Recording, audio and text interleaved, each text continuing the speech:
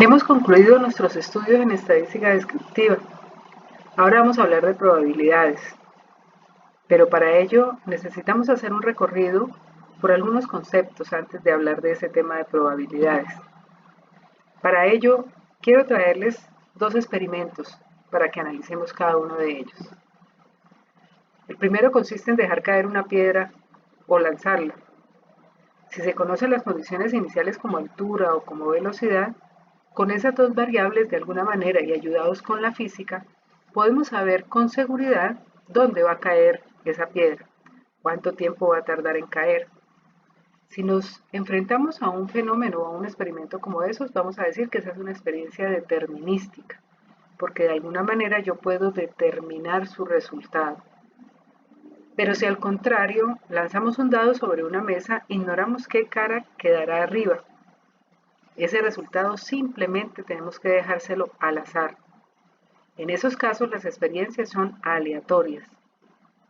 En general los experimentos o fenómenos aleatorios son los que no se pueden predecir el resultado final de ellos. Hablamos que pueden dar lugar a varios resultados sin que pueda ser previsible enunciar con certeza cuál de estos va a ser observado en la realización del experimento. Quiero que piensen por un momento, ¿qué es el azar? ¿Qué definición nos trae el azar?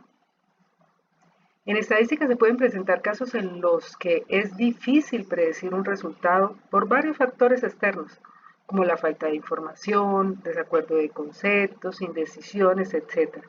Es por ello que se habla de la incertidumbre.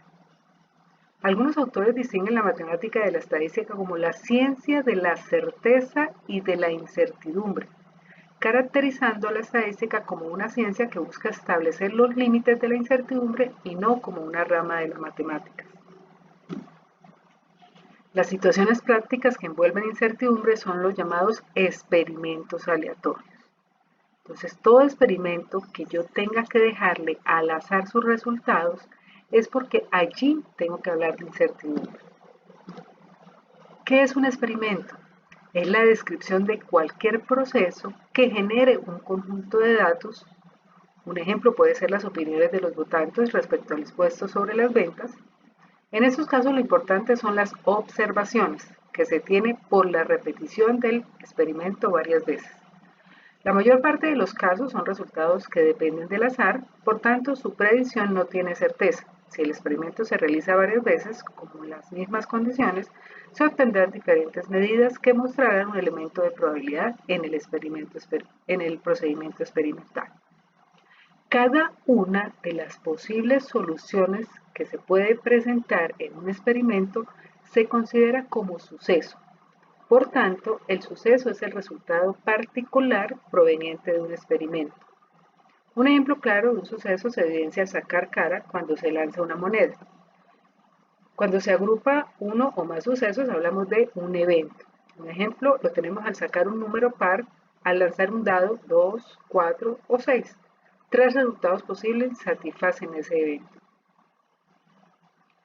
En un estudio estadístico tratamos de interpretar los resultados fortuitos que ocurren en un estudio planteado. Al registrar el número de accidentes que ocurren mensualmente en la diagonal 15 con Quebrada Seca de la ciudad de Bucaramanga, con la finalidad de justificar la instalación de un semáforo.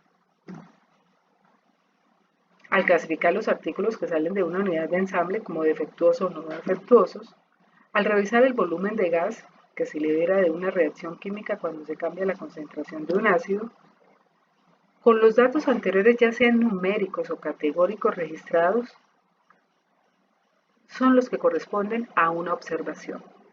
Por tanto, definimos como espacio muestral al conjunto de todos los posibles sucesos elementales de un experimento y su identificación en estadística es con la S. Entonces, siempre que vamos a hablar de espacio muestral, tenemos que hablar de un conjunto identificado con una S. Vamos a citar algunos ejemplos de espacio muestral. En la parte izquierda ustedes tienen el experimento y en la parte derecha vamos a desarrollar cuál sería el resultado de ese experimento. Entonces, ¿qué experimentos tenemos? Seleccionar un estudiante del salón y registrar su nacionalidad. Entonces yo tomo un grupo de 40 estudiantes, selecciono solamente uno y vamos a mirar qué le puede suceder, cuáles son todos los posibles resultados que puede tener ese estudiante, en este caso de un grupo de ustedes. El segundo sería lanzar una moneda balanceada. ¿Qué significa balanceada? Que la moneda no ha sido arreglada para determinar que caiga bien sea en cara o bien sea en sello. Entonces la moneda está balanceada. ¿Qué sucede cada vez que yo lanzo la moneda? ¿A qué me puedo enfrentar? Igualmente cuando lanzo un dado que no está cargado, ¿cuáles son los posibles resultados de ese experimento? Ahora vamos a mirar cuando yo lanzo un par de dados. Otro experimento es medir el pH de una sustancia. Recordemos en nuestras épocas de colegio que se podía medir el pH con un papel que nos arrojaba un color rosa, un color azul o un color violeta cuando estaba en la mitad.